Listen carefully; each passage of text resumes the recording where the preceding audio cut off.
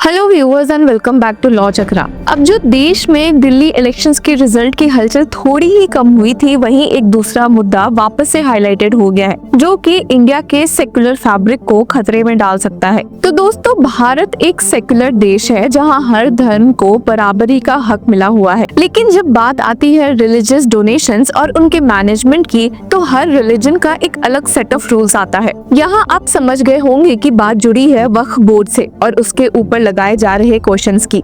इस मामले में कई सवाल भी उठे हैं कि क्या एक यूनिफॉर्म लॉ होना चाहिए रिलीजियस डोनेशन से जुड़ा हुआ, पर मामले तब ज्यादा संगीन हो जाते हैं जब कोर्ट्स भी ऐसे ही सिमिलर क्वेश्चंस उठाने लगे, जैसा कि कर्नाटका हाईकोर्ट ने किया है। कर्नाटका हाईकोर्ट ने वक्फ बोर्ड के अथॉरिटी पर जो सवाल उठाए हैं, क्या वो एक नए लीगल डिबेट का आगाज है? आज के इस वीडियो में हम इसी टॉपिक की चर्चा करेंगे। तो चलिए समझते हैं असल में है क्या मुद्दा। इस मामले में घुसने से पहले वक्फ बोर्ड पर वीएचपी विश्व हिंदू परिषद के थॉट सुन लेते हैं। विश्व हिंदू परिषद के इंटरनेशनल प्रेसिडेंट आलोक कुमार ने एक बड़ा मुद्दा उठाया है, रिलीजियस डोनेशंस के मैनेजमेंट का। उन्होंने सवाल ये उठाया कि जब एक मुस्लिम कोई जमीन वक्फ को डोनेट करता है तो वो वक्फ प्रॉपर्टी बन जाती है, लेकिन जब एक हिंदू मंदिर में दान करता है, एक क्रिश्चियन चर्च में करता है और एक सिख गुरुद्वारे में, तो उसका क्या होता है? क्या इन डोनेशंस का एक यूनिफॉर्म सिस्टम नहीं होना चाहिए? दोस्तों, ये डिमांड एक बहुत बड़े कॉन्स्टिट्यूशनल और लीगल डिबेट को जन्म देती है। क्या स्टेट को रिलीजियस डोनेशंस के मैनेजमेंट में एक एक्टिव रोल लेना चाहिए,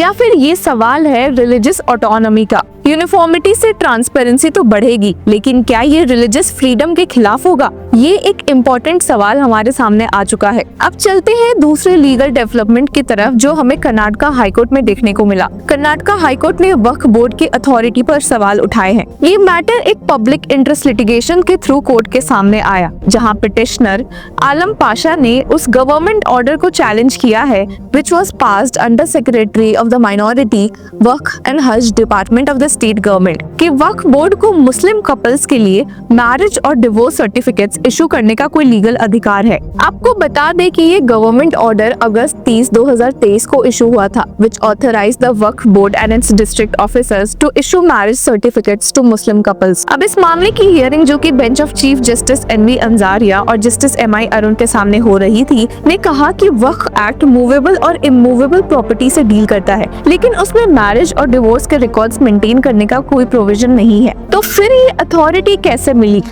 सवाल ये भी उठता है कि जब legal marriage certificate registrar office से मिलता है, तो क्या रिलीजियस बॉडीज के सर्टिफिकेशन का कोई लीगल रेलेवेंस होना चाहिए? The bench stated, Waqf authority is granting marriage certificates and divorce certificate also. We will not grant much time for reply because this is a very important matter. You apparently have no authority under the Waqf act. Interestingly, पिछले साल नवंबर में हुई इस hearing में state government ने इस government order को defend करते हुए कहा था कि ये इसलिए जारी किया गया क्योंकि शादी के बाद फॉरेन ट्रैवल करने वाले मुस्लिम कपल्स को मैरिज सर्टिफिकेट मिलने में काफी दिक्कत हो रही थी। हालांकि इस लेटेस्ट हियरिंग में जब कोर्ट को पता चला कि आर्गोइंग काउंसिल अनअवेलेबल है, तो उन्होंने इस मैटर को 19 फरवरी के लिए लिस्ट कर दिया है। इसी के साथ आपको बता दें कि पिटिशनर ने कोर्ट को बताया कि पहले काजी जो मुस्लिम कपल के शादी के समय कुरानिक वर्सेस पढ़ते हैं, उसे काजी एक्ट 1988 के तहत वक्फ बोर्ड द्वारा मैरिज सर्टिफिकेट जारी करने का अधिकार दिया गया था,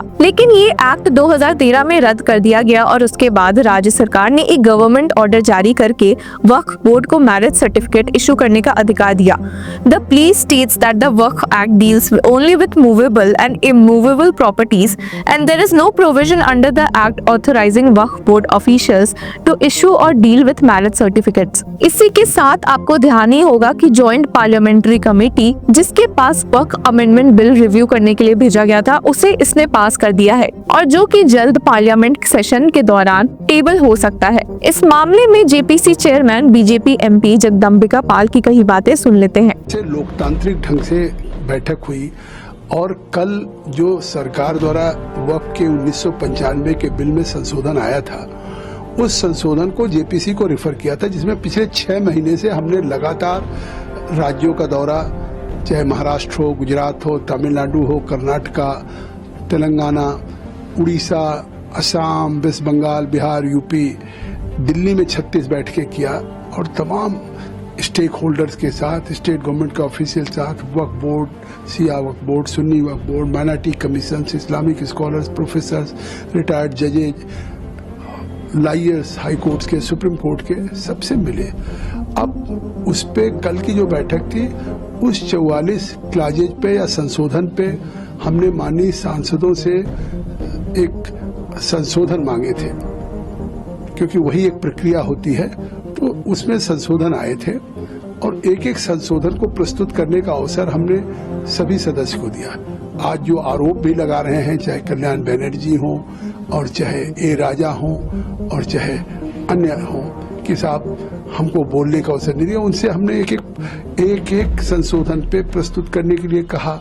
फिर जब संशोधन पे अगर सहमति नहीं होती है सदस्यों में, तब उस पे वोटिंग होती है, ये प्रक्रिया है। और उनके एक एक प्रस्ताव पे हमने वोटिंग कराई संशोधन पे, और जिसमें वोटिंग पे रिकॉर्ड किया है उसकी फोटोग्राफी है कि उनके संशोधन के प्रस्ताव पे उन्हें 10 मत मिले उनके पक्ष में और 16 उनके खिलाफ गए। तो आखिर कोई पार्लियामेंट के अंदर हो या पार्लियामेंट की कमेटी स्टैंडिंग हो या ज्वाइंट पार्लियामेंट्री कमेटी हो, तो किसी भी मत विभाजन के वोट से ही तय होगा, बहुमत के आधार पे ही कोई अडॉप्ट होता है संशोधन या विधेयक पारित होता है। और जो हमारे भारतीय जनता पार्टी या एनडीए के सदस्यों ने जो संशोधन प्रस्तुत किए थे, उन्होंने 14 क्लॉजेज में किए थे, लगभग 25 संशोधन किए थे। वो पारित हुआ इसलिए कि उसके पक्ष में 16 संसद सदस्यों ने वोट दिया और विपक्ष में इन्होंने 10 वोट दिया। तो जब उनके भी प्रस्ताव पे इन्होंने मतदान में भाग लिया और उसके खिलाफ वोट किया, उनके प्रस्ताव, तो पूरी प्रक्रिया पारदर्शी ढंग से, लोकतांत्रिक ढंग से हुई। और उसमें सभी क्लॉजेज पे चाहे किसी पक्ष के सांसद रहे हों, उन पे हमने वोटिंग कराए और जो परिणाम आए उसको हमने हर बार क्लॉज बाय क्लॉज घोषित करता में गया और सबको हमारे सेक्रेटरी ने रिकॉर्ड किया है। और अब जो हमारा अमेंडेड जो संशोधन हुआ है, उसको हमने फिर से बिल को।